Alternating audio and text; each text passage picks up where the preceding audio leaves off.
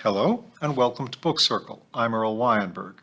This time we will continue our reading of Village Affairs by Miss Reed. Chapter 18, A Battle in Caxley.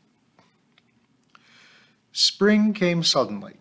We had grown so accustomed to the miserable dark days and to the flecks of snow still dappling the higher ground that to awake one morning to a blue sky and the chorus of birds seemed a miracle. The wind had veered to the southwest at last, and moist, warm air refreshed us all. The elms were beginning to show the rosy glow of early budding. The crocuses were piercing the wet ground. The birds were looking about for nesting sites, and the world seemed decidedly more hopeful. Even Mrs. Pringle seemed a little less morose as she went about her duties, and was heard singing "Who is Sylvia?" instead of "Lead kindly light amidst the encircling gloom." I complimented her, and was told that she "learnt it up the glee club as a girl." It was good to have the schoolroom windows open, although I had to call upon Mr. Willett to leave his usual coke sweeping in the playground to give me a hand. "They stuck with the damp," puffed Mr. Willett, smiting the wooden frames with a horny hand. "Needs to be planed, really, but then come summer you'll get a proper draft. Bad as that there skylight." He looked at it gloomily. "Useless to waste time and money on it. Been like that since I sat here as a boy, and will be the same when I'm dead and gone, I shouldn't wonder." "You're down in the dumps today," I teased. "Not like you." Mr. Willett sighed. "Had bad news. My brother's gone home." "I'm sorry," I said, and was doubly so, for his unhappiness and for my own misplaced levity. The old country phrase for dying, "gone home," has a melancholy charm about it as a finality, a rounding off. "Well, he'd been bad some time, but you know how it is. You don't ever think of anyone younger than you going home, do you?" "It's a horrible shock," I agreed. "That's the third death this year," mused Mr. Willett, his eyes on the rooks wheeling against the sky. The fresh air blew through the window, stirring the scant hair on his head. "Like a stab wound every time," he said. "Leaves a hole, and a little of your lifeblood drains away." I could say nothing. I was too moved by the spontaneous poetry. Mr. Willett's utterances are usually of practical matters, a broken hinge, a tree needing pruning, or a vegetable plot to be dug. To hear such rich imagery worthy of an Elizabethan poet fall from this old countryman's lips was intensely touching. Mrs. Pringle entered with a bucket of coke and disturbed our reverie. "Well," said Mr. Willett, shaking himself back to reality, "this won't do. Life's got to go on, ain't it?" And he stumped away to meet it. Minnie Pringle was still about her ministrations when I returned home on Friday afternoon. She was flicking a feather duster dangerously close to some Limoges china dishes which I cherish. "Lawks!" she cried, arrested in her toil. "I never knew it was that late. I never heard the kids come out to play, and the oil man ain't been by yet." "Well, it's 4:45 by the clock," I pointed out. Minnie gazed blearily about the room. "On the mantelpiece," I said, "and there's another in the kitchen." "Oh, the clock," said Minnie wonderingly. "I never looks at the clock. I don't read the time that well. Them two hands muddles me." I never cease to be amazed at the unplumbed depths of Minnie's ignorance.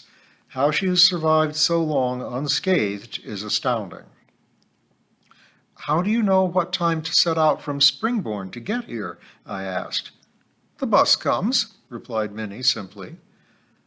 I should like to have asked what happened if there were a bus strike, but there are limits to one's time. "I'd be best going then," announced Minnie, collecting an array of dusters from an armchair. "Don't bother to wash them, Minnie," I said hastily. "I'll do them later on. I have to wash some tea towels and odds and ends." It would be a treat, I thought, to see the dusters hanging on a line for a change. Their last Friday's resting place had been over a once shining copper kettle which stands in the sitting room. Minnie shrugged herself into a fur fabric coat which pretended to be a leopard skin and would have deceived no one, certainly not a leopard. Had a bust-up down home, said Minnie, her face radiant at the memory. Not Ern. Ah, it was too. He turned up when I was abed. Gone 12 it was, 'cause the telly'd finished. Good heavens, I hope you didn't let him in. No, I done what Auntie said and put the kitchen table up again the door. I hollered down to him from the bedroom window. And he went? Minnie sniffed, grinning with delight. Well, after a bit he went. He kept all on about having no place to sleep, and I said, what about that old Mrs. Fowler then? And what he says back I wouldn't repeat to a lady like you. I thought he'd left her long ago. He went back for the furniture, and she wouldn't let him in, so he chucked a milk bottle at her, and there was a real set to until the neighbors broke it up. Who told you all this? Jim next door. He took Ern into Caxley when he went in for the night shift. Said it was either that or he'd tell the police he was molesting me. He sounds a sensible sort of neighbor. Oh, Jim's all right when he's not on the beer. So what happened to Ern? Jim dropped him at the end of the town. Ern's got a sort of cousin there would give him a doss down, probably. Well, I only hope he doesn't come again, I said. You seem to have managed very well. It's Auntie, really, said Minnie. She told me what to do, and I done it. Auntie nearly always wins when she has an up and downer with anybody. I could endorse that, I thought, seeing Minnie to the door. I heard more about Ern's belligerence from Mrs. Pringle, and later from Amy, whose window cleaner had the misfortune to live next door to Mrs. Fowler in Caxley. Town dwellers who complain of loneliness and having no one to talk to should perhaps be thankful that they do not live in a village. Here we go to the other extreme. I never cease to be astonished at the speed with which news gets about. In this instance, I heard from the three sources, Minnie, Mrs. Pringle, and Amy, of the Caxley and Springborn rows, and all within 3 or 4 days. It is hopeless to try to keep anything secret in a small community, and long ago I gave up trying. Heard about that Ern? Asked Mrs. Pringle. I said I had. I must say our Minnie settled him nicely. Thanks to you, I gather. Mrs. Pringle permitted herself a gratified smirk. Well, you knows Min, she's no idea how to tackle anyone, and that Ern's been a sore trial to us all. She gets in a panic for nothing. I don't call midnight yelling for nothing, I objected. Well, they're married, ain't they? Said Mrs. Pringle, as though that explained matters. Mind you, she went on, lodging a full dustpan on one hip, we ain't heard the last of him. Now Mrs. Fowler's done with him, I reckon he'll badger Min to take him back. Where is he now? Staying with that cousin of his, but she don't want him. He's got the sofa o' nights, and the springs won't stand his weight. She told me herself what I saw her at the bus-stop market day. Is he working? Mrs. Pringle snorted in reply. He don't know the meaning of the word. Gets the dole, I suppose. I told our Minnie, don't you have him back on no account, and certainly if he's out of a job. You'll be keeping him all his days if you don't watch out. But there, I doubt if she really took it in. She's a funny girl. Amy's account, at second or third hand, covered the Caxley incident. According to her window cleaner, the rumpus started sometime after 9, when Ern, a little the worse for drink, arrived at Mrs. Fowler's front door and demanded admittance. Mrs. Fowler's reply was to shoot the bolts on front and back door and go upstairs to continue the argument from a bedroom window. Ern called her many things, among them a vinegar-faced besom, common thief, and right swindling skinflint.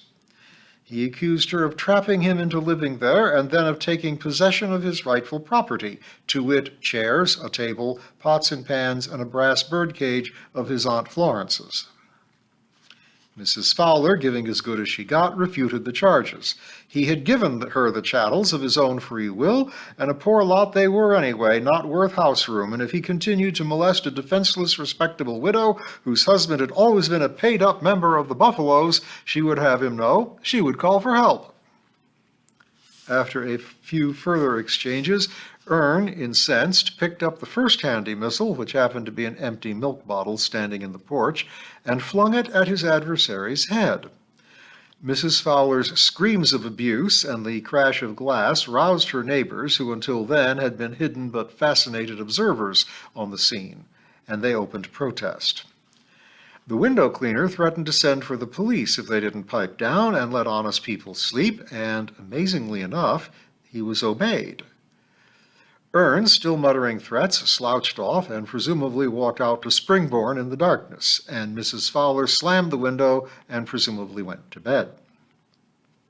Obviously, commented Amy, neither wanted the police brought in. I suspect that Mrs. Fowler knows jolly well that she's hanging on to property that isn't hers, and Ern doesn't want to be run in for causing an affray, or whatever the legal term is. I thought it was something to do with behavior occasioning a breach of the peace. Comes to the same thing, said Amy carelessly. I feel very sorry for our window cleaner. I reckon Ern is going to have a job to get his stuff back, I said. Mrs. Fowler was always avaricious. The Hales had trouble with her when she was their neighbor at Tyler's Row. The best thing he can do, replied Amy, is to cut his losses, find a job, and get Minnie to take him back. Some hope, I said. I can't see Mrs. Pringle allowing that, even if Minnie would. We must wait and see, said Amy, quoting Mr. Asquith. The first day of March arrived and came in like a lamb rather than the proverbial lion. Balmy winds had blown gently now for a week or more, and a bunch of early primroses adorned my desk, and the blackbirds chattered and scolded as they trailed lengths of dried grass to their chosen nesting places. With all these signs of spring to cheer one, it was impossible to worry about such things as school closing, and I made my way to the village hall that evening in a mood of fatalistic calm. What would be, would be. I had got past caring one way or the other after all the weeks of suspense. There were a surprising number of villagers present, and all the managers, with the vicar in the chair. Mr. Salisbury had been invited and sat in the front with an underling from the office holding a pad for taking notes. The meeting was scheduled to start at 7:30, but it was 7:45 by the time the last stragglers arrived, puffing and blowing and excusing their lateness with such remarks as, "Clock must have been slow," or "Caxley bus was late again." "Well, dear people," said the vicar at last, "I think we must make a start. You know why this meeting has been called. So many people have been concerned about the possible closure of our school that it seemed right and proper for us to hear what is really happening and to put our own views forward. We are lucky to have Mr. Salisbury, I should say, here with us to give us the official position, and I know you will all speak frankly about our feelings. He will, of course, answer any questions." He smiled at Mr. Salisbury, who looked solemnly back at him. "Perhaps you would care to outline official educational policy before we go further," suggested the vicar. Mr. Salisbury rose, looking rather unhappy, and cleared his throat. "I am very pleased to have been invited to meet you all this evening, but I must confess that I am not at all sure that I can help a great deal." "Must know if the school's closing or not, surely to goodness," grumbled old Mr. Potts, who is somewhat deaf and speaks as though everyone else is too. "Our general policy," continued Mr. Salisbury, ignoring the interruption, "is to provide the best service possible with the money available. Now, you don't need me to tell you that times are hard, and we are all looking for the best way to stretch our money." "But what about the children?" called someone at the back of the hall. "Exactly. As I was saying, we want to do our best for the children, and we have been looking very carefully at ways and means. A small school, say under 30 pupils, still needs 2 teachers, and sometimes perhaps a third for extra work. It needs cleaning, heating, and supplying with all the 101 pieces of equipment found in a school. Now, it does seem sensible to put some of these smaller schools together to make a more workable unit." "When's he coming to the point?" asked old Mr. Potts of his neighbor. And so, for some time past, we have been going into this question very carefully. There are several small schools, such as Fairacre, in the area, and we think the children would benefit from being in larger ones. Let me add that nothing definite has been decided about closing this particular school. There would be consultations all the time with the managers and parents too. That is why I'm so glad to be here tonight to answer your questions. I got one, said Patrick's mother, leaping to her feet and addressing Mr. Salisbury directly. The vicar, as chairman, made an ineffectual attempt to regularize the situation, but is so used to having the chair ignored that he becomes philosophical on these occasions, and really only intervenes when matters become heated. Do you think it's right that little children should have to get carted off in a bus ever so early and back again ever so late in the dark come winter time when they've always been used to walking round the corner to school? I think walking round the corner to school, as you put it, is the ideal way. But we don't live in an ideal world, I fear, and we have to make changes. Then if it's ideal, said Patrick's mother, why change it? She sat down, pink with triumph. Mr. Salisbury looked a little weary. As I have explained, we have to do the best with the money available. Now, if we can put these small schools together to make one of viable size, now there's a word I loathe, commented Mrs. Maughan in what she fondly imagined was a discreet whisper. It would seem the best solution, continued Mr. Salisbury, diplomatically deaf. Mr. Chairman, said Mr. Roberts, who tries to keep to the rules at our meeting, I should like to ask Mr. Salisbury about something different from the financial side. What about losing a valuable part of our village life? Hear, hear, came a general murmur. We've lost enough as it is. Lost our dear old Bobby, lost half our parson, in a manner of speaking, lost our own bakery, and now it looks as though we might lose our school. He's right, you know, said old Mr. Potts, and I mind other things we've lost. We used to have 2 lovely duck ponds in Fairacre. Dozens of ducks used 'em, and the horses drank from 'em too, and where are they now? Gone. Both gone. And the smithy. We used to have a fine smithy. Where's that? Gone, I tell you. It's proper upsettin'. There were murmurs of agreement, and the vicar broke in to suggest that perhaps questions could now be directed to the chair, and had anyone anything else to add. Yes, said someone at the side of the hall. What happens to Miss Reed? I understand, said the vicar, that Miss Reed would be well looked after. Am I right? He added, turning to Mr. Salisbury. He struggled to his feet again and assured the assembly that I should suffer no loss of salary, and that a post would most certainly be found for me in the area. But suppose she don't want to go, said Ernest's father. What about her house and that? Besides, we want her to go on teaching our children. I felt slightly embarrassed by all this publicity, but was also very touched by their obvious concern. Mr. Salisbury elaborated on the theme of my being looked after, but it was plain that few were satisfied. There was a return to the subject of doing away with a school which practically all those present had attended in their youth, and their fathers before them. I felt very sorry for Mr. Salisbury, who was really fighting a losing battle very gallantly and politely. His assistant was busy scribbling down notes, and there certainly seemed an amazing amount to be recorded. Countrymen do not talk much, but when their hearts are touched, they can become as voluble as their town cousins.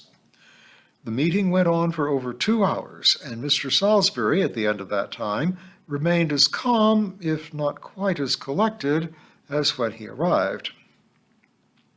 His final words were to assure all present that no definite plan had been made to close Fairacre School, that should that situation arise, there would be consultation at every step, there would be nothing done in secrecy, and that all the arguments put forward so lucidly tonight would be considered most carefully.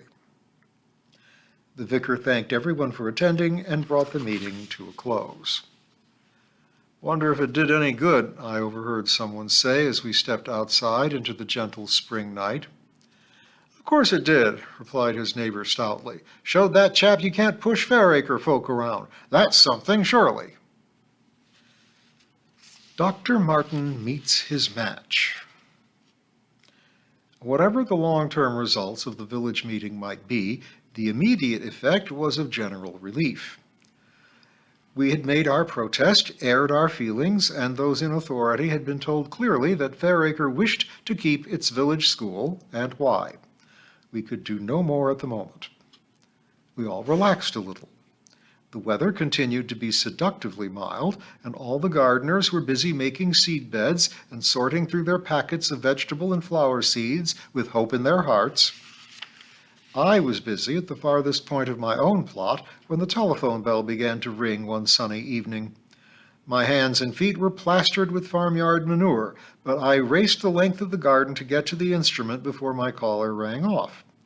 Too rushed to bother to take off my shoes, I grabbed the receiver, dropped breathless upon the hall chair, and gazed with dismay upon the new hall carpet.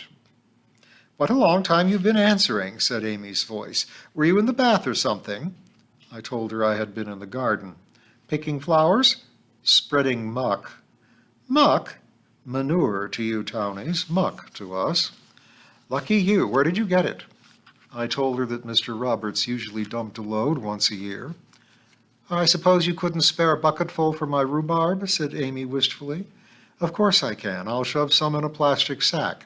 But I warn you, it'll make a devil of a mess in the boot of your car. You should see my hall carpet at this moment." "You haven't clumped in straight from muck spreading all over that new runner." "Well, I had to answer this call." "I despair of you. I really do. You didn't ring me up to tell me that, old chestnut, surely?" Amy's voice became animated. "No, I've just heard some terrific news. Guess what? Vanessa's baby's arrived." "Don't be silly, dear. That's not for months yet. Try again." "I can't. Come on, tell me quickly so that I can get down on my haunches to clean up this mess." "Lucy Colgate's engaged to be married." "Well, she's been trying long enough." "Now, don't be waspish. I thought you'd be interested." "Do you think it will come to anything this time? I mean, she's always been man-mad. Remember how she used to frighten all those poor young men at Cambridge? And I could name 4 fellows this minute who rushed to jobs abroad simply to evade Lucy's clutches." "You exaggerate. Yes, I'm sure this marriage will take place." "Well, my heart bleeds for the poor chap. Who is he, anyway?" "He's called Hector Avery, and he's in insurance or a Baltic Exchange or one of those things in the city. This will be his 4th marriage." "Good heavens, what happened to the other 3?" "The first wife died in childbirth, poor thing. The second was run over, and the third just faded away." "He doesn't sound to me the sort of man who looks after his wives very well. I hope Lucy knows about them." "Of course she does. She told me herself." Well, rather her than me. I take it she'll stop teaching?" "Yes, indeed. He's got a whacking great house at Chislehurst, which she'll be looking after." "I bet she won't have muck on her hall carpet," I observed. "I'm going to ring off," said Amy, "and let you start clearing up the mess you've made. Don't forget the contribution to my rhubarb, will you?" "Come and collect it tomorrow," I said, "and have a cup of tea. We never seem to have time for gossip." "Well, what was this, then?" queried Amy, and rang off. And Amy will come by, and we will hear about Dr. Martin meeting his match next time.